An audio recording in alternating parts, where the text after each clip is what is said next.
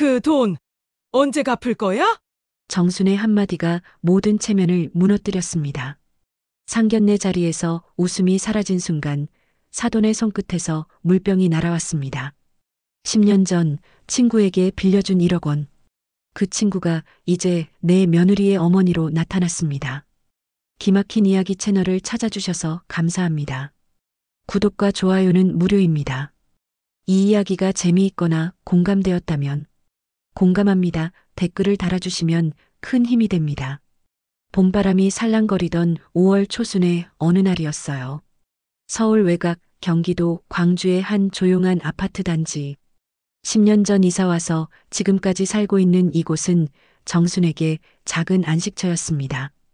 베란다 너머로 보이는 남한산성의 능선은 아침마다 다른 표정을 지었고 그 아래 펼쳐진 작은 텃밭에는 정순이 손수 심은 상추와 깻잎이 파릇하게 자라고 있었어요. 여보, 오늘 민수가 온대요. 정수는 아침 일찍부터 부산하게 움직였습니다. 아들 민수가 집에 온다는 소식에 냉장고를 뒤지고 된장찌개 재료를 챙기고 식탁을 닦았어요. 남편 박영웅은 거실 소파에 앉아 신문을 펼쳐든 채 안경 너머로 아내를 바라보았습니다. 그래, 무슨 일로 온대? 글쎄, 중요한 얘기가 있다던데. 목소리가 들떠 있더라고요. 박영웅은 신문을 내려놓으며 희미하게 미소 지었어요. 은퇴한 지 3년째, 그는 이제 집안일과 손자보는 날만 기다리는 평범한 60대 노인이었습니다. 중학교에서 35년을 교편을 잡았던 그는 여전히 반듯한 자세와 차분한 말투를 유지하고 있었어요. 혹시 결혼 얘긴가? 정순의 눈이 반짝였습니다. 설마 그럴까요? 민수가 이제 38인데 그래도 요즘 사귀는 사람 있다고 했잖아요. 그럼 그 여자분을 소개하려는 건가 보지. 정수는 속으로 기대감에 부풀었어요. 아들 민수는 착하고 성실한 청년이었습니다. 대기업에 다니며 묵묵히 일해온 그가 이제 드디어 가정을 꾸리려 한다는 생각에 정순의 가슴은 따뜻해졌습니다. 하지만 동시에 마음 한편에는 작은 그림자도 드리워졌어요. 10년 전 일이었습니다. 정순에게는 오랜 친구가 있었어요. 이명자. 고등학교 동창이자 결혼 후에도 가끔 만나 수다를 떨던 사이였죠. 이명자는 늘 밝고 활기찼습니다. 그러다 어느 날 명자가 급하게 전화를 걸어왔어요. 순아, 미안한데 돈 좀 빌려줄 수 있어? 투자권이 하나 있는데 딱 1억만 있으면 돼. 3달 안에 꼭 갚을게. 정수는 고민했습니다. 1억이라는 돈은 그녀와 남편이 평생 모은 목돈이었거든요. 하지만 명자는 친구였고 그 절실한 목소리를 외면할 수 없었어요. 결국 정수는 돈을 빌려줬습니다. 차용증까지 받아가며요. 그런데 3달이 지나도 6개월이 지나도 명자에게서는 아무 연락이 없었어요. 전화는 받지 않았고 문자는 읽지 않았습니다. 정수는 명자의 집을 찾아갔지만 이미 이사를 간 뒤였어요. 그렇게 명자는 정순의 삶에서 사라졌고 1억 원도 함께 증발해버렸습니다. 정수는 그 일로 몇 년간 괴로워했어요. 돈 때문만이 아니었습니다. 친구를 믿었던 마음, 그 신뢰가 배신당했다는 사실이 더 아팠죠. 박영웅은 아내를 위로했지만 그 역시 속으로는 화가 났습니다. 하지만 둘은 그 일을 잊기로 했어요. 아니, 잊으려 애썼습니다. 엄마, 아빠 왔어요. 현관문이 열리며 민수가 들어왔어요. 키가 크고 어깨가 넓은 민수는 정순을 닮아 눈매가 또렷했습니다. 그는 손에 과일 바구니를 들고 환하게 웃었어요. 어서 와, 밥은 먹었어? 아니요, 여기서 먹으려고요. 정수는 재빨리 식탁을 차렸습니다. 된장찌개가 보글보글 끓고 갓 지은 밥 냄새가 집 안가득 퍼졌어요. 민수는 밥을 먹으며 이런저런 회사 얘기를 꺼냈습니다. 프로젝트가 잘 끝났다는 것, 상사가 칭찬했다는 것, 그런 소소한 일상들이었어요. 그러다 민수가 조심스럽게 입을 열었습니다. 엄마, 아빠, 제가 오늘 온 이유가 있어요. 정순과 박영웅은 숟가락을 내려놓고 아들을 바라보았어요. 결혼하려고 해요. 순간 정순의 눈이 커졌습니다. 박영웅도 안경을 고쳤으며 진지한 표정을 지었죠. 정말이니? 누군데? 혜원이라고 제 회사 협력사에서 일하는 분이에요. 나이는 35이고 성격도 정말 좋아요. 부모님께서도 마음에 드실 거예요. 정수는 가슴이 벅차올랐습니다. 드디어 아들이 가정을 꾸리게 된 거예요. 그동안 혼자 외롭게 지내던 민수가 이제는 누군가와 함께 살아갈 사람을 만났다는 사실이 기뻤습니다. 그래, 좋다. 언제 한번 만나보자. 박영웅도 담담하게 고개를 끄덕였어요. 다음 주에 상견례 하기로 했어요. 호텔에서요. 혜원이 부모님도 오신대요. 정수는 민수의 손을 꼭 잡았습니다. 우리 민수 정말 잘됐다. 혜원이 같은 며느리면 참 좋겠구나. 그날 저녁 민수가 돌아간 뒤 정순과 박영웅은 베란다에 나란히 서서 남한산성을 바라보았어요. 석양이 산 너머로 지고 하늘은 붉게 물들었습니다. 여보, 우리 아들 장가 보내는구먼. 그러게요. 세월이 참 빠르네요. 박영웅은 아내의 어깨를 가만히 감싸 안았어요. 정수는 그 품에 기대며 작게 웃었습니다. 하지만 그녀의 마음속 어딘가에는 10년 전 사라진 친구 이명자의 얼굴이 아른거렸어요. 그 사람, 그때 그 1억만 안 빌려줬으면 지금쯤 우리도 여유 있게 살았을 텐데. 하지만 정수는 그 생각을 떨쳐냈습니다. 과거는 과거일 뿐이에요. 지금은 아들의 미래를 축복할 때였으니까요. 그렇게 봄날의 저녁은 조용히 저물어 갔습니다. 상견례 날은 금요일 오후였습니다. 서울 강남의 한 특급 호텔 2층 레스토랑에서 만나기로 했어요. 정수는 새벽부터 잠을 설쳤습니다. 처음 만나는 사돈과의 자리라는 게 부담스럽기도 했고 또 설레기도 했죠. 옷장을 뒤져 가장 단정한 베이지색 투피스를 꺼내 입었고 남편 박영웅은 오랜만에 정장을 차려입었어요. 너무 긴장하지 마. 우리 민수 좋은 사람 만났다잖아. 박영웅이 넥타이를 매며 아내를 안심시켰습니다. 정수는 거울을 보며 머리를 매만졌어요. 60세의 나이지만 오늘만큼은 조금 더 젊어 보이고 싶었습니다.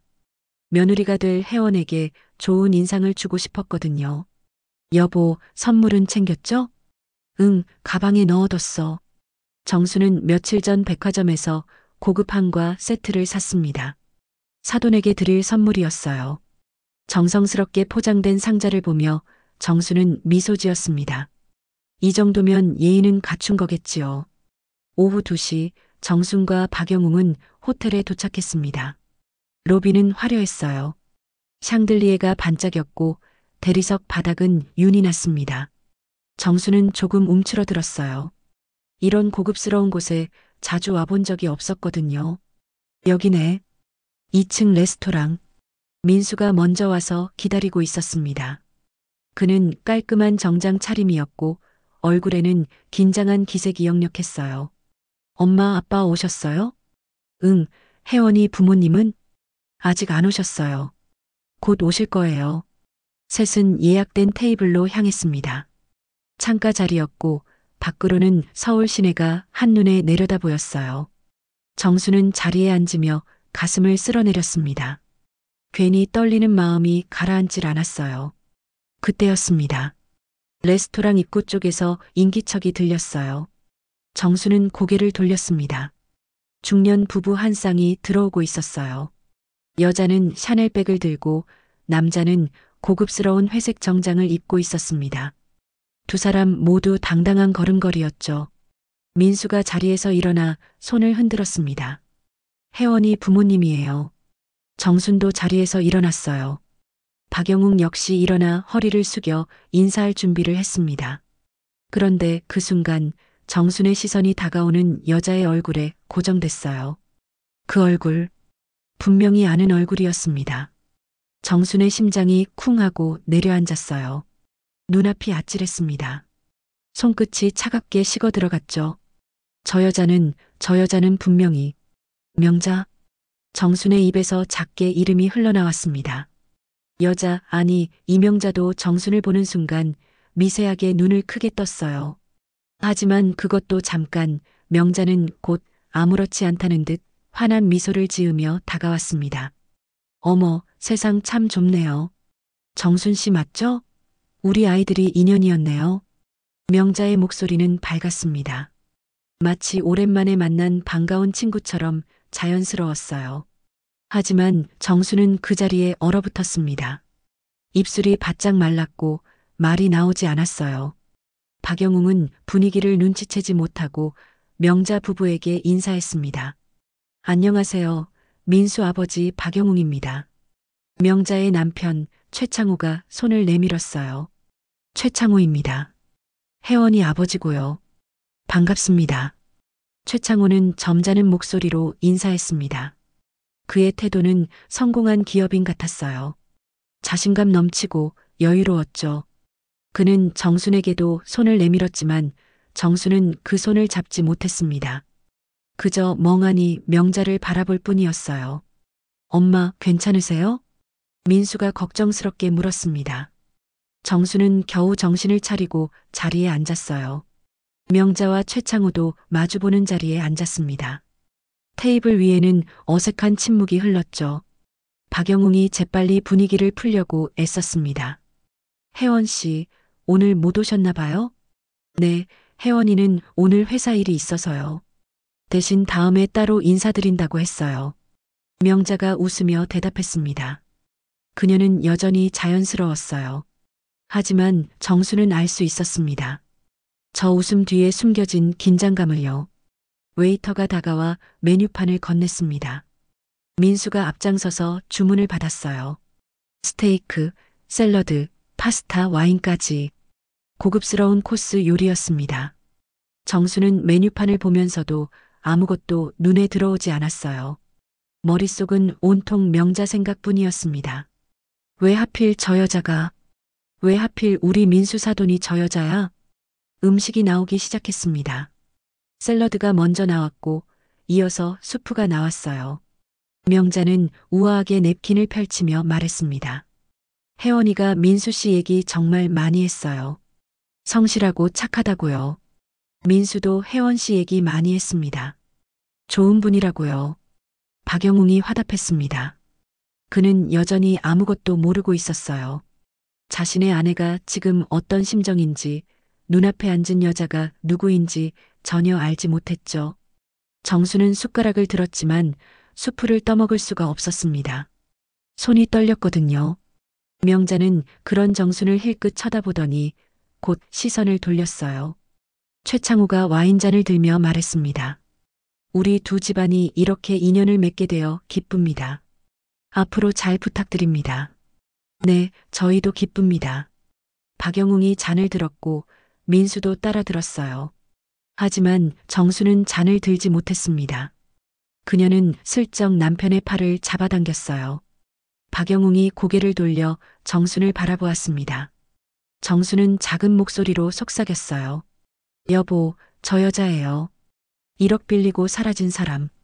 박영웅의 눈이 커졌습니다. 그는 믿을 수 없다는 표정으로 명자를 쳐다보았어요. 명자는 여전히 웃고 있었습니다. 아무 일 없다는 듯 태연하게요. 박영웅은 입술을 깨물었습니다. 그는 아내의 손을 꼭 잡았어요. 정순의 손은 차갑고 떨리고 있었습니다. 지금 그 말이 사실이야? 응. 내가 쓴 차용증 아직도 있어. 분명해. 박영웅은 깊은 한숨을 내쉬었습니다. 그는 속으로 생각했어요. 이럴 때 왜 꼭 이런 일이 터지는 거야? 식사는 계속 이어졌지만 정순의 마음은 무너져 내리고 있었습니다. 10년 전 그날 명자에게 건넨 1억 원. 그 돈이 지금 이 자리를, 이 순간을 짓누르고 있었어요. 스테이크가 나왔습니다. 접시 위에 놓인 고기는 완벽하게 구워져 있었고 옆에는 색색의 채소가 곁들여져 있었어요. 웨이터가 정중하게 후추를 뿌려주고 물러갔습니다. 하지만 정수는 그 음식을 바라볼 뿐 포크를 들 수가 없었어요. 명자는 태연하게 스테이크를 자르며 말을 이어갔습니다. 혜원이가 뉴욕에서 유학도 다녀왔어요. 경영학 석사를 땄죠. 거기서 일도 몇 년 하다가 한국에 돌아왔고요. 최창호도 거들었습니다. 우리 딸이 고생 좀 했어요. 그래도 이제 좋은 사람 만나서 다행이네요. 민수가 쑥스럽게 웃었습니다. 혜원 씨가 저한테는 과분한 분이에요.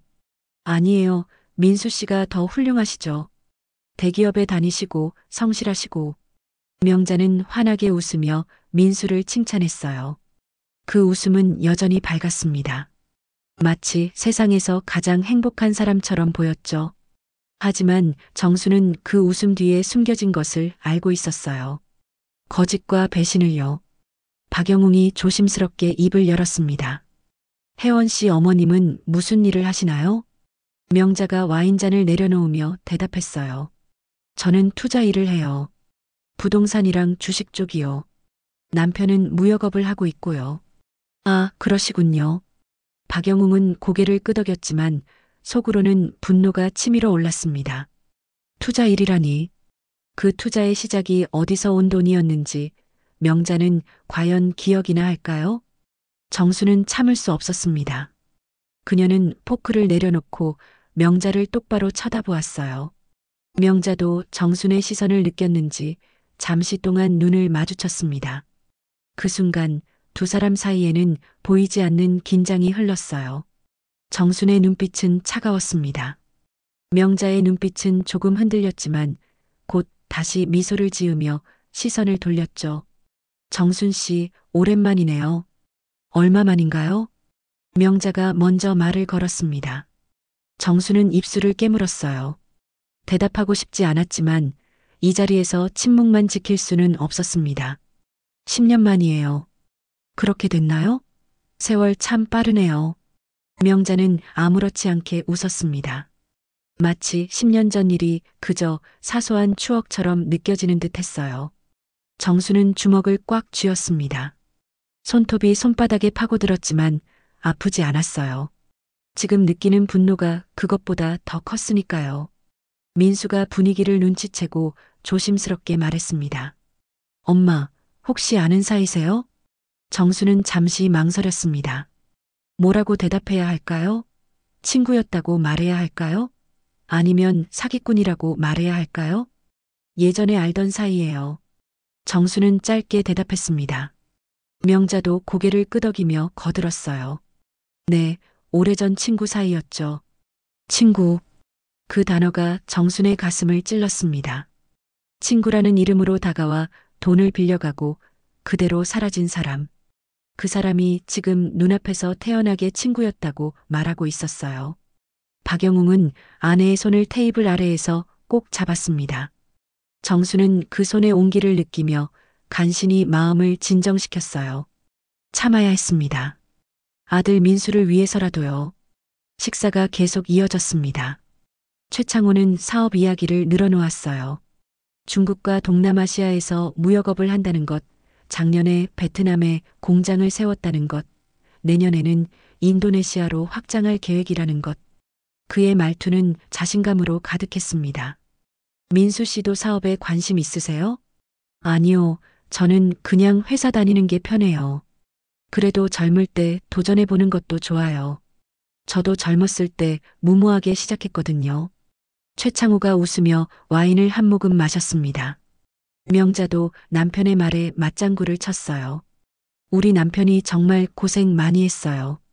처음엔 아무것도 없었는데 지금은 이렇게 됐죠. 아무것도 없었다고요? 정수는 속으로 비웃었습니다. 아무것도 없었던 게 아니었어요.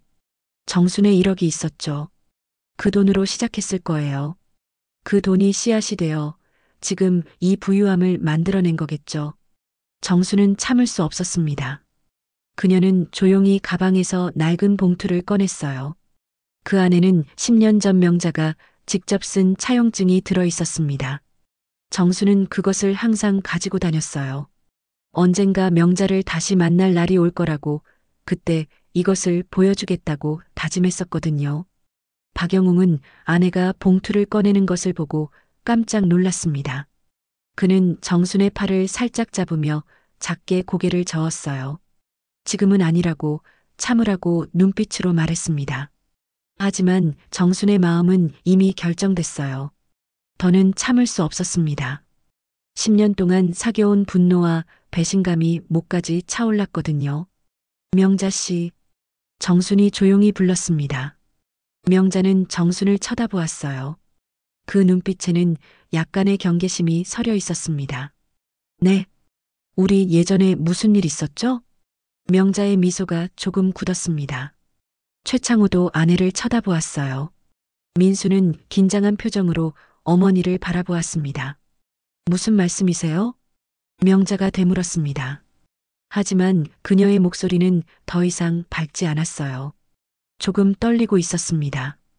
정수는 봉투를 테이블 위에 올려놓았습니다. 10년 전 일이요. 기억 안 나세요? 명자는 봉투를 보며 입술을 꽉 깨물었어요.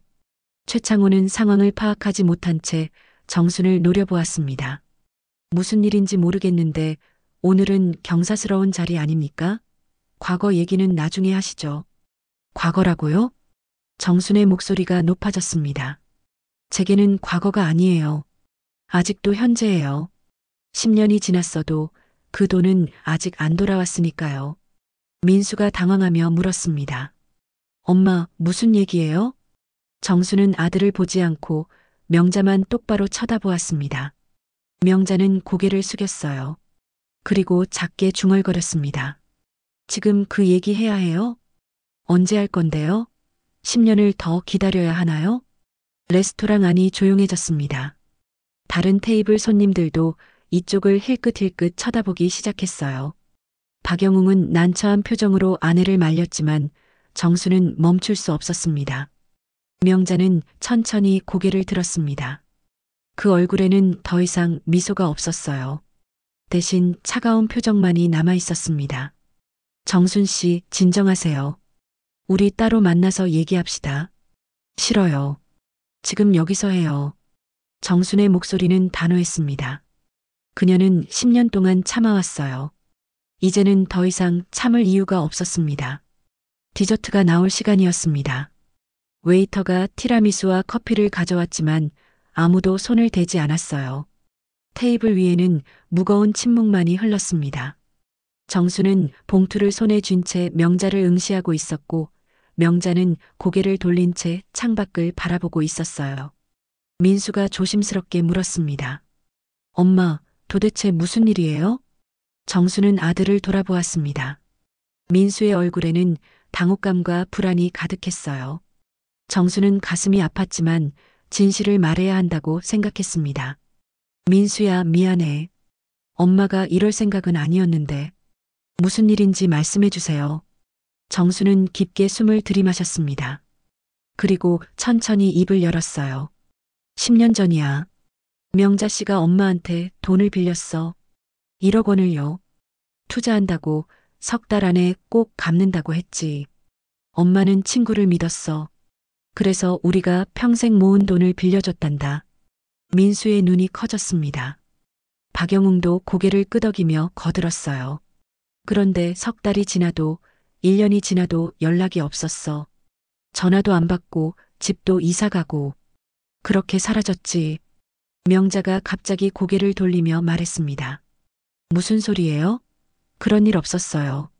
정수는 봉투에서 종이 한 장을 꺼냈습니다. 낡고 구겨진 종이였지만 글씨는 선명했어요. 이거 봐요. 내가 직접 쓴 차용증이야. 2015년 5월 12일. 1억 원을 빌렸다고 내가 직접 쓴 거야. 정순이 종이를 테이블 위에 펼쳐 놓았습니다. 명자의 필체로 쓰인 차용증이었어요.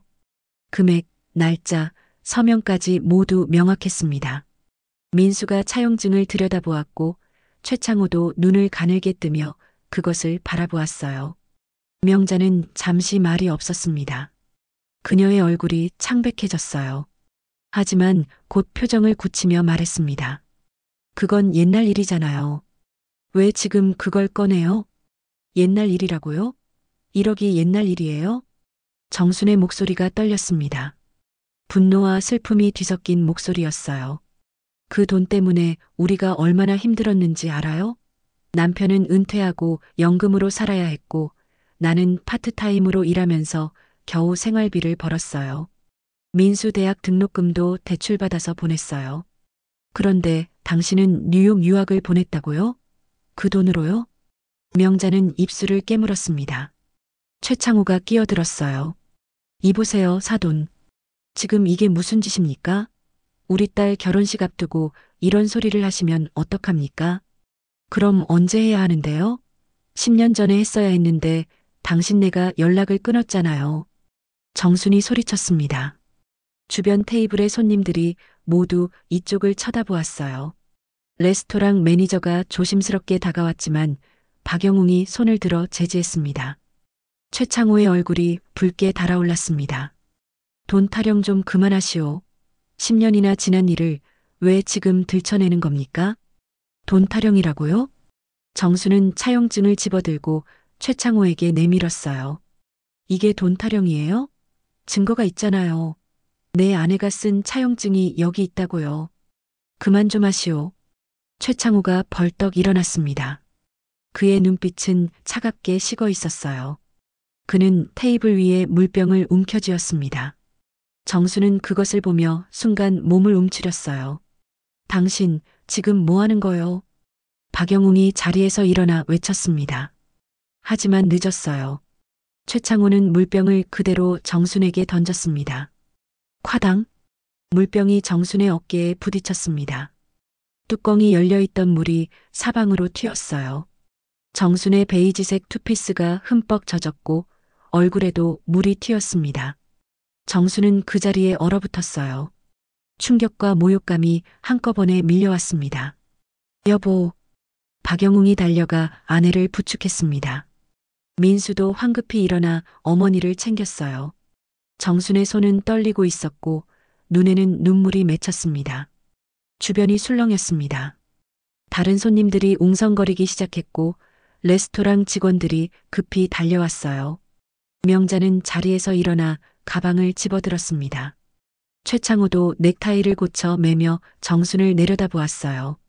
우리는 이런 집안하고 절대 못 얽혀요. 명자가 차갑게 말했습니다. 결혼은 무효예요. 이런 식으로 나오시면 우리도 가만히 있지 않겠어요. 명자 씨. 정순이 외쳤지만 명자는 돌아보지 않았습니다. 최창호도 아내를 따라 레스토랑을 나갔어요. 민수가 황급히 뒤따라가며 소리쳤습니다. 혜원이 어머님, 잠깐만요. 하지만 명자 부부는 멈추지 않았습니다. 엘리베이터 문이 닫히며 그들은 사라졌어요. 레스토랑 안에는 정순과 박영웅만 남았습니다. 정순은 젖은 옷을 바라보며 주저앉았어요. 눈물이 흘러내렸습니다. 박영웅은 아내를 꼭 안아주었습니다. 괜찮아, 괜찮아. 진정해. 여보, 내가 잘못한 걸까요? 진실을 말한 게 잘못인가요? 정순의 목소리는 떨렸습니다. 박영웅은 아내의 등을 토닥이며 말했어요. 아니야, 내가 잘못한 게 아니야. 내가 옳아. 하지만 정순은 무너졌습니다. 10년 동안 참아온 것이 오늘 이 순간 폭발한 것이 후회됐어요. 아들의 결혼을 망친 것 같았습니다.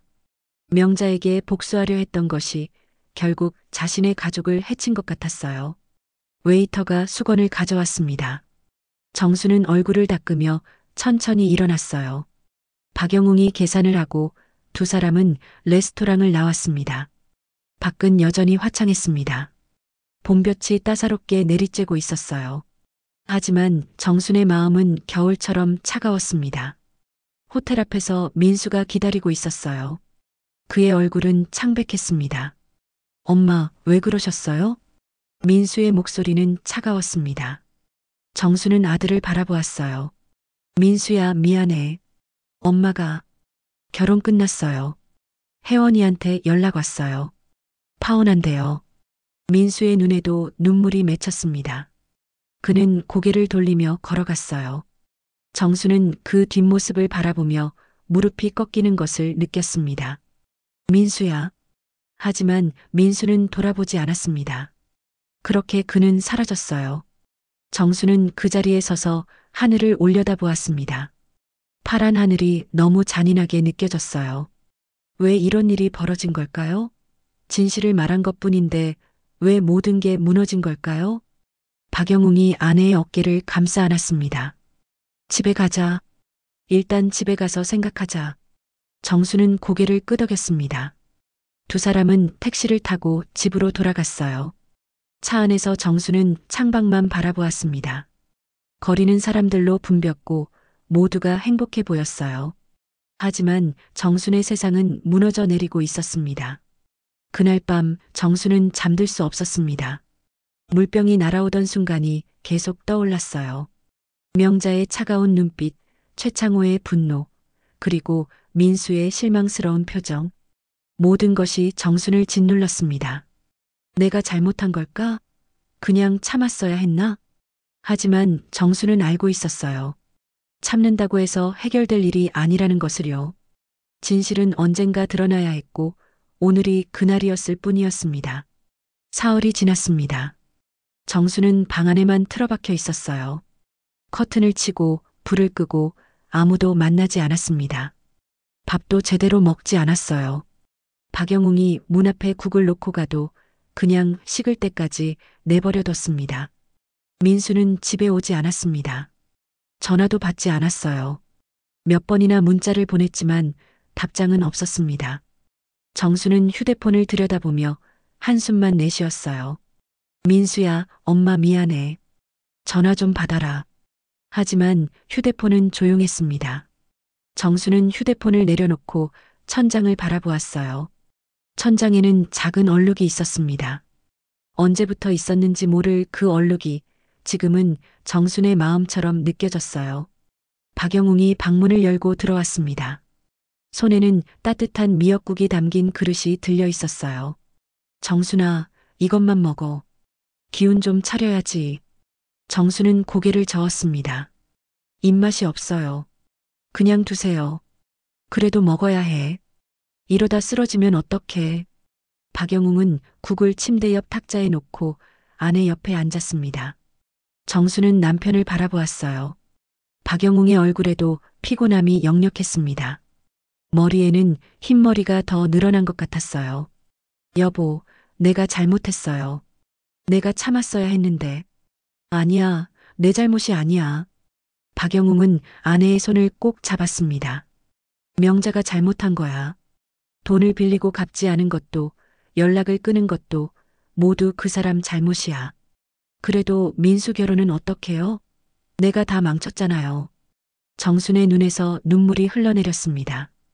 박영웅은 아내의 눈물을 닦아주며 조용히 말했어요.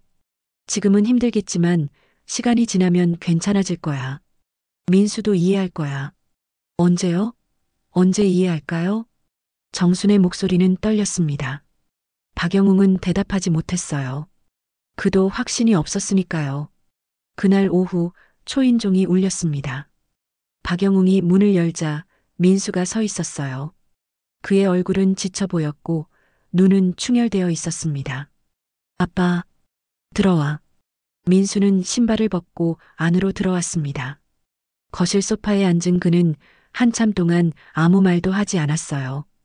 박영웅이 물 한 잔을 건넸고 민수는 그것을 단숨에 마셨습니다. 엄마는 방에 계신다. 며칠째 밥도 안 드시고. 민수는 입술을 깨물었습니다. 그리고 천천히 입을 열었어요. 아빠, 혜원이한테 연락 왔어요. 정식으로 파혼한대요. 박영웅은 한숨을 내쉬었습니다. 그래, 그럴 줄 알았다. 저도 혜원이를 만나려고 했는데 안 만나준대요. 부모님이 막는다고. 민수의 목소리가 떨렸습니다. 저는 혜원이가 정말 좋았어요. 결혼하고 싶었어요. 근데 이제 다 끝났어요. 민수야, 엄마가 왜 그러셨어요? 왜 거기서 그 얘기를 하셨어요?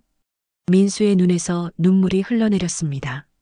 박영웅은 아들의 어깨를 감싸 안았어요. 민수야, 엄마도 힘드셨단다. 10년 동안 참아온 거야.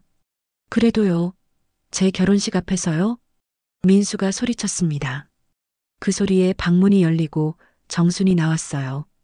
그녀의 얼굴은 창백했고 눈은 퉁퉁 부어 있었습니다. 민수야. 정순이 아들을 불렀습니다. 민수는 어머니를 돌아보았어요. 두 사람의 시선이 마주쳤습니다. 엄마, 저 혜원이 정말 좋아했어요. 미안해, 민수야. 엄마가 정말 미안해. 정수는 아들에게 다가가 손을 잡으려 했습니다. 하지만 민수는 손을 뿌리쳤어요. 미안하다고 해서 달라지는 게 뭐가 있어요? 결혼은 이미 끝났어요. 민수야, 엄마 말 좀 들어봐. 그 사람들이 어떤 사람들인지 알아야 해. 그게 중요해요? 혜원이는 착한 애예요. 부모님이 뭘 했든 혜원이는 관계없어요. 민수의 목소리는 절규에 가까웠습니다. 정수는 말문이 막혔어요. 혜원이는 순수한 애예요. 부모님 과거도 전혀 몰랐을 거예요. 그런 혜원이를 왜 떼어놓으려 하세요? 민수야, 엄마는 그런 게 아니야. 그냥 뭐예요? 복수하고 싶으셨어요? 명자 씨한테 당한 걸 갚아주고 싶으셨어요? 정수는 아무 말도 할 수 없었습니다. 민수의 말이 맞았으니까요. 정수는 복수하고 싶었어요. 명자에게 당한 것을 돌려주고 싶었습니다. 하지만 그것이 아들의 행복을 빼앗을 거라고는 생각하지 못했어요. 민수는 소파에서 일어났습니다. 저 당분간 회사 기숙사에서 지낼게요. 엄마 얼굴 보기 힘들어요. 민수야. 정순이 불렀지만 민수는 돌아보지 않았습니다. 그는 현관문을 열고 나갔어요. 문이 쿵 하고 닫히는 소리가 집안에 울렸습니다. 정수는 그 자리에 주저앉았습니다. 박영웅이 달려와 아내를 부축했지만 정수는 이미 무너져 내리고 있었어요. 내가 뭘 한 거예요? 내가 뭘 잘못한 거예요? 정수는 울부짖었습니다. 박영웅은 아내를 꼭 안아주었어요. 정순아, 내 잘못이 아니야. 진실을 말한 게 잘못은 아니야. 그럼 뭐예요? 왜 모든 게 무너지는 거예요? 정순의 울음소리가 집 안가득 퍼졌습니다. 박영웅은 아내의 등을 쓰다듬으며 자신도 눈물을 참았어요. 그날 밤 정수는 방 안에서 옛날 사진들을 꺼내보았습니다. 민수가 어렸을 때 사진, 가족여행 갔을 때 사진, 민수가 대학 졸업할 때 사진. 모든 사진 속에서 민수는 웃고 있었어요. 내가 그 웃음을 빼앗아 버린 건가? 정수는 사진을 가슴에 안고 흐느꼈습니다. 이 모든 것이 꿈이었으면 좋겠다고 생각했어요. 상견례장에서의 일이, 명자를 만난 것이 모두 악몽이었으면 좋겠다고요. 하지만 현실은 잔인했습니다. 명자는 돌아왔고 1억은 여전히 돌아오지 않았고 민수의 결혼은 끝나버렸습니다. 정수는 차용증을 꺼내 들여다보았어요. 명자의 필체가 또렷하게 보였습니다. 이게 뭐가 중요해? 이 종이 한 장 때문에 내가 모든 걸 잃었는데. 정수는 차용증을 구겨버리고 싶었습니다. 하지만 그럴 수 없었어요. 이것이 유일한 증거였으니까요. 명자가 거짓말쟁이라는 것을, 사기꾼이라는 것을 증명할 수 있는 유일한 것이었습니다. 박영웅이 방으로 들어왔습니다. 정순아, 잠 좀 자. 내일 우리 같이 민수 만나러 가자. 정수는 고개를 저었습니다. 민수가 날 만나주지 않을 거예요. 그래도 가봐야지. 포기하면 안 돼.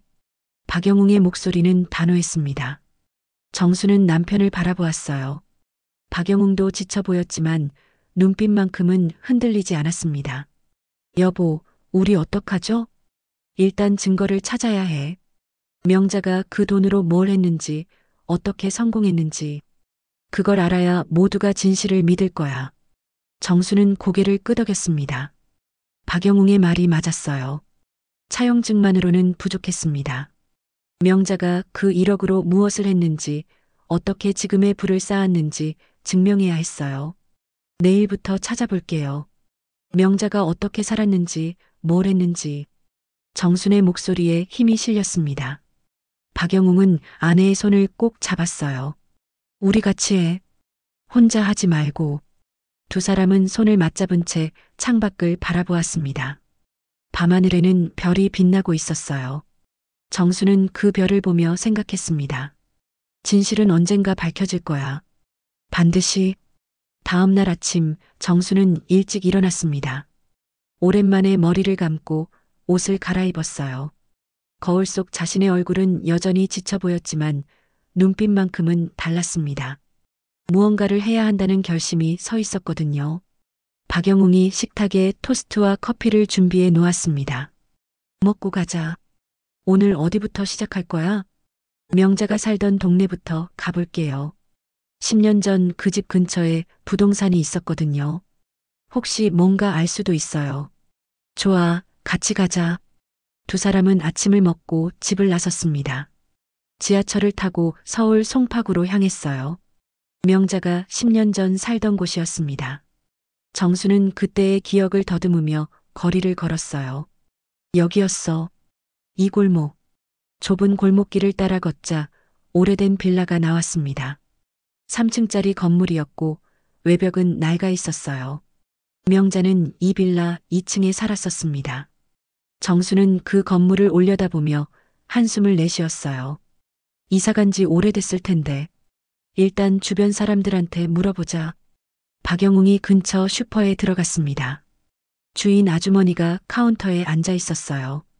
60대로 보이는 아주머니는 안경을 쓰고 신문을 읽고 있었습니다. 안녕하세요. 혹시 이 근처에 이명자라는 분 아세요? 10년 전쯤 이 빌라에 사셨는데.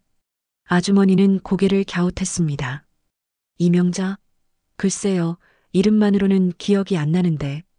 정순이 명자의 외모를 설명했어요.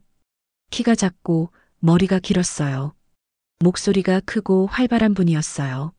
아, 그분. 알아요. 근데 오래전에 이사 갔어요.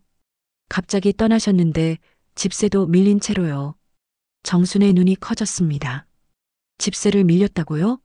네, 집주인이 한참 찾아다녔어요. 근데 연락이 안 됐대요. 정순과 박영웅은 서로를 바라보았습니다. 명자는 정순에게만 돈을 빌린 게 아니었어요. 집세도 밀리고 아마 다른 사람들에게도 돈을 빌렸을 거예요. 혹시 그분이 어디로 갔는지 아세요? 모르죠. 그냥 어느 날 짐 싸서 사라졌어요. 정수는 감사 인사를 하고 슈퍼를 나왔습니다. 박영웅이 말했어요. 명자가 계획적으로 도망친 거야. 여러 사람한테 돈 빌리고. 그럼 내 1억도 아마 투자 자금으로 쓴 게 맞을 거야. 문제는 그 돈으로 뭘 했느냐는 거지. 정수는 핸드폰을 꺼냈습니다. 인터넷 검색창에 이명자를 쳐봤지만 너무 흔한 이름이라 쓸모없었어요. 그때 박영웅이 제안했습니다. 옛날 명자가 다니던 투자 모임 기억나? 거기 사람들한테 물어보면 어떨까? 그래요. 한번 찾아볼게요. 정수는 오래된 수첩을 뒤적였습니다. 10년 전 명자가 알려준 투자 모임 연락처가 적혀 있었어요. 전화를 걸었지만 번호는 사용되지 않았습니다. 하지만 모임 장소는 기억났어요. 강남역 근처 카페였습니다. 두 사람은 지하철을 타고 강남으로 향했습니다. 카페는 여전히 그 자리에 있었어요. 안으로 들어가자 한가한 오후 시간이라 손님이 많지 않았습니다. 정수는 카운터 직원에게 물었어요. 혹시 여기서 투자 모임 같은 거 하는 사람들 아세요? 10년 전쯤에요. 직원은 고개를 저었습니다. 저는 일한 지 얼마 안 돼서 잘 모르겠는데요. 사장님한테 물어보세요. 사장이 나왔습니다. 50대 남자였고 정순을 보며 고개를 갸웃했어요. 투자 모임이요? 아, 그 모임 말하는 거예요? 맞아요. 여기서 한 10년 전쯤 자주 모였죠. 혹시 이명자라는 분 아세요? 이명자. 이름은 기억 안 나는데 여자분들이 몇 명 있었어요. 주식이랑 부동산 얘기 많이 하셨죠. 그분들 지금도 연락하세요? 아니요, 한참 안 봤어요. 근데 한 분은 알아요. 김미숙 씨라고 회계 사셨는데 가끔 여기 오세요. 정순의 가슴이 뛰었습니다. 그분 연락처 좀 알 수 있을까요? 개인정보라 드릴 수는 없고요. 다음에 오시면 전해드릴게요. 정수는 자신의 번호를 적어 건넸습니다. 사장은 알겠다며 받았어요. 이틀 뒤 정순에게 전화가 왔습니다. 김미숙이라는 여자였어요. 목소리는 차분했고 예의 바른 말투였습니다. 저한테 물어볼 게 있다고 하셨다면서요? 네, 이명자라는 분 아세요? 10년 전 투자 모임에 계셨던 분인데요. 전화 너머로 잠시 침묵이 흘렀습니다. 그리고 김미숙이 말했어요. 알죠. 그분 때문에 저도 피해본 사람 중 하나예요. 정수는 심장이 쿵 내려앉는 것을 느꼈습니다. 저도 그래요. 1억을 빌려줬는데 연락이 끊겼어요. 만나서 얘기해요. 제가 아는 것 다 알려드릴게요. 다음 날 정순과 박영웅은 김미숙을 만났습니다. 강남역 근처 조용한 찻집이었어요. 김미숙은 단정한 정장 차림이었고 서류 가방을 들고 있었습니다. 반갑습니다. 김미숙입니다. 정순이에요.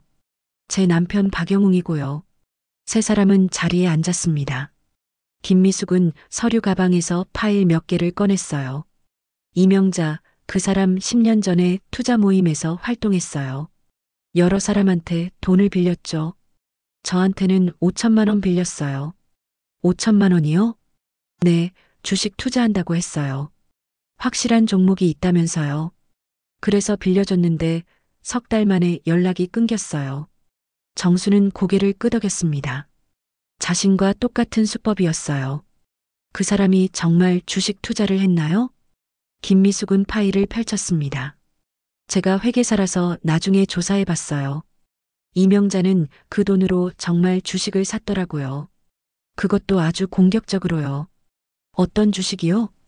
바이오 관련 주식이었어요. 당시 상장 예정이던 회사였죠. 위험했지만 대박이 났어요. 김미숙이 자료를 보여줬습니다. 주가 그래프가 그려진 종이였어요. 10년 전 주가는 낮았지만 몇 달 뒤 급등했습니다. 이 주식으로 이명자는 몇 배를 벌었어요. 제 계산으로는 최소 10배는 됐을 거예요. 정순의 손이 떨렸습니다. 그럼 내 1억으로 10억을 벌었겠죠? 아니, 그 이후에도 계속 투자했다면 더 많이 벌었을 거예요. 박영웅이 물었습니다. 그럼 왜 돈을 안 갚았을까요? 그렇게 벌었으면 갚을 수 있었잖아요. 김미숙은 씁쓸하게 웃었습니다. 갚을 생각이 없었던 거죠. 빌린 돈이 아니라 투자금이라고 생각한 거예요. 그래서 채무자 명단에서 자기 이름을 다 지웠어요. 어떻게요? 법적으로 해결한 겁니다. 변호사를 고용해서요. 차용증 있는 사람들한테 합의금을 주고 없는 사람들은 무시했어요. 정수는 차용증을 꺼냈습니다. 저는 차용증이 있어요. 근데 연락이 안 됐어요. 찾지 못한 사람들도 있었나 봐요. 이명자는 철저하게 자기 흔적을 지웠거든요. 김미숙은 파일을 다시 가방에 넣으며 말했습니다. 그 사람 지금은 성공한 투자자로 살고 있어요. 고급 아파트에 살고 외제차 타고 과거는 완전히 지운 채로요. 정수는 눈물이 났습니다. 명자는 자신의 돈으로 성공했고 과거를 지우고 행복하게 살고 있었어요. 반면 정수는 10년 동안 그 돈 때문에 힘들게 살았습니다. 박영웅이 김미숙에게 물었습니다. 이 자료 좀 복사할 수 있을까요? 그러세요. 저도 이명자한테 복수하고 싶었지만 증거가 부족했어요. 이 자료가 도움이 되면 좋겠네요. 정수는 자료를 받아들었습니다. 이제 증거가 생겼어요. 명자가 어떻게 돈을 벌었는지, 왜 갚지 않았는지 알게 됐습니다. 이제 남은 건 명자와 다시 만나는 것뿐이었어요. 일주일이 흘렀습니다. 정수는 받아온 자료를 밤낮으로 들여다보았어요. 명자의 주식 투자 내역, 부동산 매입 기록, 그리고 채무자 명단에서 지워진 흔적들. 모든 것이 선명했습니다. 명자는 빌린 돈으로 성공했고 그 과정에서 정순 같은 사람들을 버린 거예요. 박영웅은 변호사와 상담했습니다. 차용증이 있으니 법적으로 청구할 수 있다고 했어요. 하지만 10년이라는 시간이 문제였습니다. 소멸시효가 다가오고 있었거든요. 빨리 해야 해요. 늦으면 법적으로도 청구할 수 없어요. 변호사의 말에 정순은 고개를 끄덕였습니다. 하지만 정순이 원하는 건 돈만이 아니었어요. 명자의 사과를 받고 싶었습니다. 진심 어린 사과를요. 여보, 명자한테 먼저 연락해 볼게요. 법적으로 가기 전에 한 번만 더 기회를 주고 싶어요. 그래, 내 뜻대로 해. 정수는 휴대폰을 들었습니다. 명자의 전화번호는 상견례 때 민수가 건넨 회원의 번호를 통해 알아냈어요. 손가락이 떨렸지만 정수는 전화를 걸었습니다. 신호음이 3번 울렸습니다. 그리고 명자가 받았어요. 여보세요? 명자 씨, 나 정순이에요. 전화 너머로 침묵이 흘렀습니다. 한참 뒤 명자가 말했어요. 무슨 일이에요? 우리 만나서 얘기해요. 돈 때문이 아니에요. 진심을 말하고 싶어서요. 지금 와서 무슨 진심이에요? 명자의 목소리는 차갑고 날카로웠습니다. 제발요. 한 번만 만나줘요. 그것만 해주면 내가 더는 연락 안 할게요. 명자는 한숨을 내쉬었습니다. 알았어요. 내일 오후 3시 한강공원으로 나와요.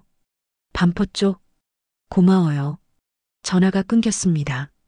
정수는 휴대폰을 내려놓고 창밖을 바라보았어요. 내일이면 명자를 다시 만나게 됩니다. 10년 만에 제대로 마주 앉는 거예요. 다음 날 오후 정수는 한강공원에 도착했습니다. 봄바람이 불고 강물은 반짝였어요. 벤치에 앉아 기다리는데 멀리서 명자가 걸어오는 모습이 보였습니다.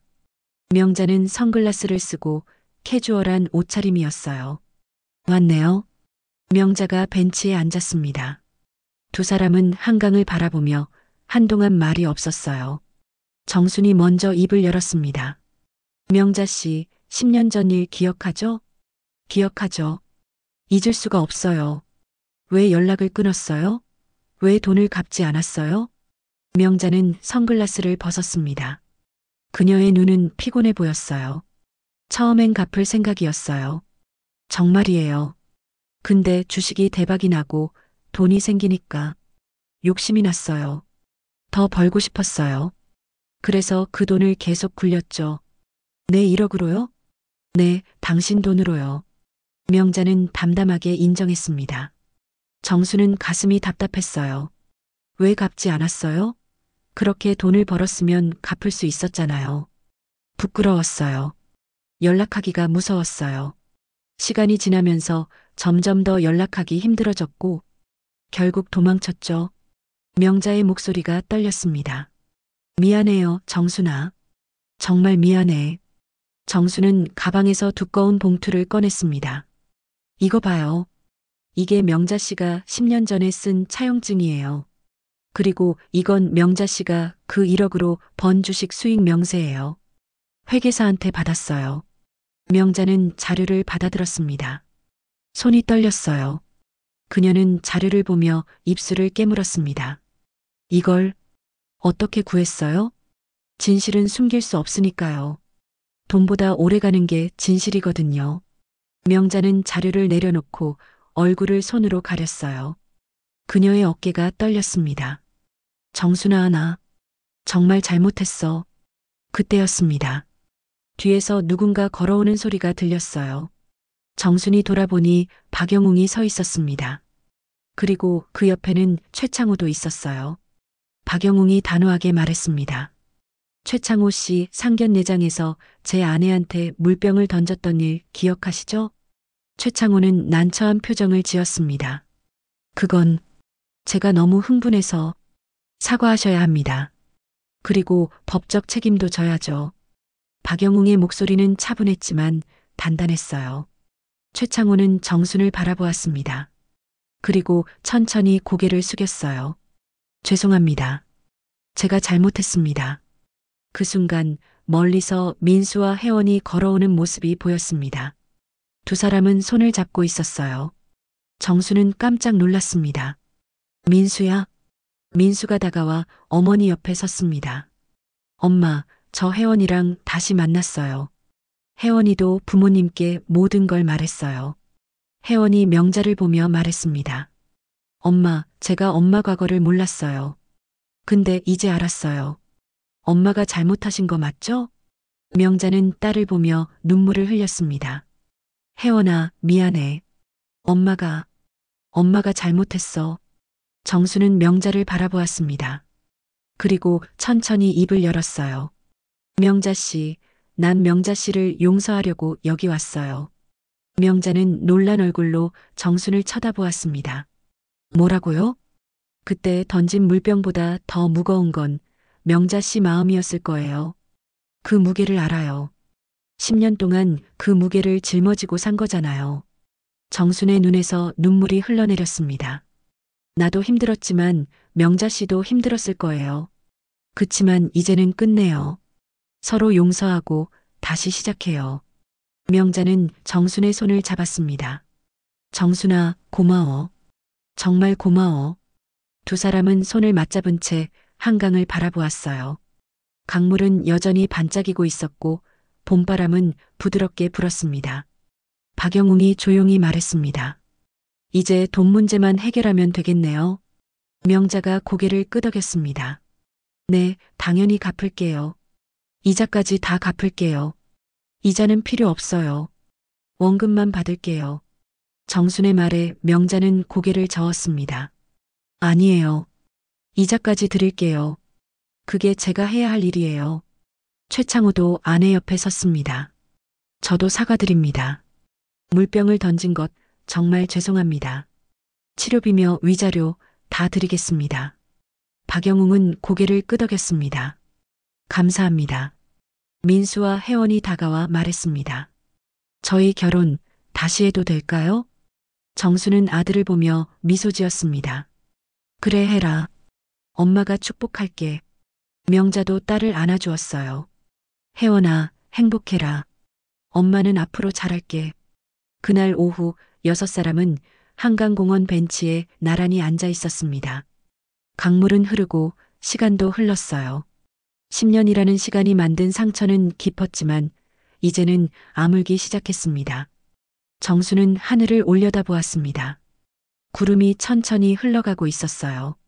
마음속에 있던 무거운 돌덩이가 조금씩 가벼워지는 것 같았습니다. 이제 끝이야. 진짜 끝이야. 정수는 남편의 손을 꼭 잡았습니다. 박영웅도 아내의 손을 꼭 잡아주었어요. 두 사람은 아무 말 없이 강물을 바라보았습니다. 사흘이 지났습니다. 정수는 베란다에서 텃밭을 가꾸고 있었어요. 상추가 파릇하게 자라고 깻잎에서는 향긋한 냄새가 났습니다. 봄볕이 따사롭게 내리쬐고 바람은 부드러웠어요. 핸드폰이 울렸습니다. 은행에서 온 문자였어요. 정수는 핸드폰을 들여다보았습니다. 입금 1억 원. 보낸 사람 이명자. 정순의 손이 잠시 멈췄습니다. 통장에 찍힌 숫자를 보며 복잡한 감정이 밀려왔어요. 기쁨도 슬픔도 그리고 묘한 허탈함도 느껴졌습니다. 박영웅이 베란다로 나왔습니다. 왔어? 네, 방금 입금됐어요. 박영웅은 아내의 어깨를 감싸 안았습니다. 다행이네. 10년 만에 돌아온 거야. 근데 왜 이렇게 허전하죠? 오랫동안 기다렸는데 막상 받으니까. 당연하지. 돈은 돌아왔지만 10년이라는 시간은 안 돌아오니까. 정수는 고개를 끄덕였습니다. 박영웅의 말이 맞았어요. 1억 원은 돌아왔지만 그 사이에 흘러간 시간과 상처는 돌이킬 수 없었습니다. 핸드폰에 다시 문자가 왔습니다. 이번에는 명자에게서였어요. 정순아, 그날 던진 물병, 내 양심에 꽂혀 있었어. 정말 미안해. 앞으로 잘 살게. 정수는 문자를 읽고 작게 웃었습니다. 명자도 힘들었을 거예요. 10년 동안 양심의 가책을 안고 살아온 거니까요. 여보, 명자한테 답장 보낼게요. 뭐라고? 고맙다고, 그리고 이제 편하게 살라고요. 정수는 문자를 보냈습니다. 짧고 간결했지만 진심이 담긴 문장이었어요. 고마워. 명자 씨도 앞으로 행복해. 며칠 뒤 민수가 집에 왔습니다. 손에는 케이크 상자를 들고 있었어요. 엄마, 아빠, 저 왔어요. 정수는 현관으로 달려나갔습니다. 민수를 보자 가슴이 뭉클했어요. 민수야, 어서 와. 엄마, 저 죄송했어요. 그때 너무 심하게 말했어요. 민수의 눈에 눈물이 맺혔습니다. 정수는 아들을 꼭 안아주었어요. 아니야, 엄마가 미안해. 내 결혼을 망칠 뻔했잖아. 아니에요. 엄마가 옳았어요. 진실을 말한 게 잘못은 아니에요. 박영웅도 거실로 나와 아들을 바라보았습니다. 민수야, 혜원이랑은 어떻게 됐어? 다음 달에 결혼식 할 거예요. 작은 규모로요. 부모님들만 초대하려고요. 정순의 얼굴에 환한 미소가 번졌습니다. 정말이야? 민수야, 축하해. 혜원이가 엄마 아빠께 인사하고 싶대요. 이번 주말에 우리 집에서 밥 먹어요. 그래, 좋아. 엄마가 맛있는 거 많이 해줄게. 민수는 케이크 상자를 식탁에 올려놓았습니다. 이거 혜원이가 보낸 거예요. 엄마 좋아하시는 딸기 케이크래요. 정수는 케이크 상자를 열어보았어요. 하얀 생크림 위에 빨간 딸기가 예쁘게 올려져 있었습니다. 혜원이한테 고맙다고 전해줘. 네, 그럴게요. 그날 저녁 세 식구는 케이크를 나눠 먹으며 이야기를 나눴습니다. 민수는 혜원과의 계획을 말했고 박영웅은 결혼식 준비를 도와주겠다고 했어요. 정수는 두 남자의 얼굴을 번갈아 보며 행복한 미소를 지었습니다. 주말이 되었습니다. 정수는 새벽부터 일어나 음식을 준비했어요. 갈비찜, 잡채, 나물 반찬, 그리고 민수가 좋아하는 된장찌개까지. 박영웅도 집안을 청소하고 꽃을 사다 놓았습니다. 오후 5시 초인종이 울렸습니다. 민수와 혜원이 함께 왔어요. 혜원은 수줍게 웃으며 인사했습니다. 안녕하세요, 어머님, 아버님. 정수는 혜원을 보자 마음이 따뜻해졌습니다. 혜원은 참 순수해 보였어요. 맑은 눈빛과 따뜻한 미소가 인상적이었습니다. 어서 와, 혜원아. 편하게 있어. 감사합니다. 5 식구가 식탁에 둘러앉았습니다. 명자와 최창호도 함께였어요. 명자는 예전과 달리 수수한 옷차림이었고 표정도 한결 편안해 보였습니다. 정순 씨, 오늘 초대해 주셔서 감사해요. 별 말씀을요. 우리 이제 가족이잖아요. 정순이 웃으며 말했습니다. 명자도 따라 웃었어요. 식사가 시작됐습니다. 갈비찜은 부드럽고 맛있었고 잡채는 윤기가 흘렀어요. 모두들 맛있게 먹으며 이야기를 나눴습니다. 혜원이 엄마 음식 솜씨가 대단하시네요. 최창호가 감탄하며 말했습니다. 아니에요. 그냥 집밥이에요. 집밥이 제일 맛있죠. 식사를 마치고 5사람은 거실로 자리를 옮겼습니다. 커피와 과일이 준비됐고 분위기는 화기애애했어요. 명자가 조심스럽게 말했습니다. 정순아, 그동안 정말 미안했어. 앞으로는 잘할게. 됐어요. 이제 다 지난 일이에요. 아니야, 나 앞으로 제대로 살고 싶어. 더 이상 과거를 숨기지 않고 정직하게 살고 싶어. 명자의 목소리에는 진심이 담겨 있었습니다. 정수는 명자의 손을 잡아주었어요. 그래요, 우리 모두 그렇게 살아요. 정직하게요. 박영웅이 와인잔을 들었습니다. 자, 우리 아이들의 행복을 위해 건배합시다. 모두가 잔을 들었습니다. 잔이 부딪히는 소리가 청량하게 울렸어요. 건배. 그날 밤 손님들이 돌아가고 정순과 박영웅은 베란다에 나란히 섰습니다. 밤하늘에는 별이 반짝이고 남한산성의 능선이 어렴풋이 보였어요. 여보, 우리 이겼어요. 정순이 말했습니다. 박영웅은 아내를 돌아보았어요. 뭘? 진실로 이긴 거예요. 10년이 걸렸지만 결국 진실이 이겼어요. 박영웅은 아내의 어깨를 감싸 안았습니다. 당신 참 잘했어. 포기하지 않아서 고마워. 여보도 고마워요. 옆에 있어줘서요. 두 사람은 별을 올려다보았습니다. 10년 전 1억을 잃었을 때는 세상이 무너지는 것 같았어요. 하지만 지금은 그때보다 더 많은 것을 얻었습니다. 진실을 지켜냈고 가족이 화해했고 새로운 시작을 했습니다. 한 달 뒤 민수와 혜원의 결혼식이 열렸습니다. 작은 예식장이었지만 따뜻한 분위기였어요. 신부는 아름다웠고 신랑은 행복해 보였습니다. 정수는 단상에서 축사를 했습니다. 민수야, 혜원아. 결혼은 서로를 믿고 사랑하는 거란다. 힘들 때도 있고 아플 때도 있어. 하지만 진심으로 대하면 그 모든 것을 이겨낼 수 있단다. 엄마가 오늘 너희한테 해주고 싶은 말은 딱 하나야. 서로에게 정직해라. 그게 가장 중요한 거야. 하객들이 박수를 쳤습니다. 정수는 자리로 돌아가며 명자와 눈을 마주쳤어요. 명자는 눈물을 닦으며 고개를 끄덕였습니다. 결혼식이 끝나고 사진을 찍었습니다. 양가 가족이 함께 서서 웃었어요. 사진사가 말했습니다. 자, 하나, 둘, 셋. 김치. 모두가 환하게 웃었습니다. 그 순간 정수는 느꼈어요. 이 웃음이 진짜라는 것을요. 더 이상 거짓이 없는 진심에서 우러나온 웃음이라는 것을요. 저녁이 되어 정순과 박영웅은 집으로 돌아왔습니다. 피곤했지만 마음은 가벼웠어요. 정수는 서랍에서 옛날 차용증을 꺼냈습니다. 그리고 천천히 찢어버렸어요. 이제 필요 없어요. 그래, 이제 끝이야.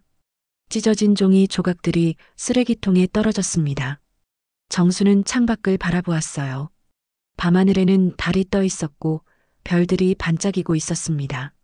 정수는 중얼거렸습니다. 돈은 수고로 번 것이지만 양심은 살아온 시간으로 쌓이는 거였어. 박영웅이 거들었어요. 그날 던져진 건 물병이 아니었어. 우리 모두의 부끄러움이었지. 정수는 고개를 끄덕였습니다. 그리고 남편의 손을 꼭 잡았어요.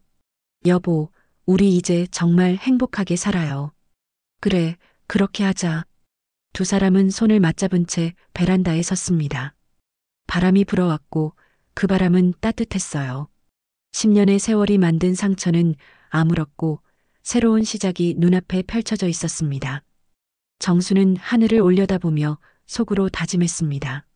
앞으로는 정직하게 살자. 진실을 두려워하지 말자. 그게 가장 값진 거니까. 그날 밤 정수는 오랜만에 깊은 잠에 빠져들었습니다. 꿈속에서 정수는 웃고 있었어요. 진심으로 행복하게요. 세상은 여전히 복잡하고 때로는 불공평했습니다. 하지만 정수는 알게 됐어요. 진실과 양심이 결국 이긴다는 것을요. 시간이 걸리더라도 포기하지 않으면 언젠가는 빛을 본다는 것을요. 그리고 가장 중요한 건 돈보다 값진 것이 세상에는 많다는 것이었습니다. 가족의 사랑, 진실한 관계, 그리고 깨끗한 양심. 그것들이 진짜 행복을 만드는 거였어요. 정순의 이야기는 이렇게 끝났습니다. 하지만 그녀의 삶은 계속됐어요.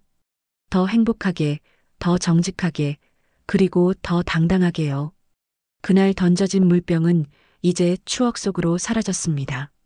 남은 건 용서와 화해, 그리고 새로운 시작뿐이었어요.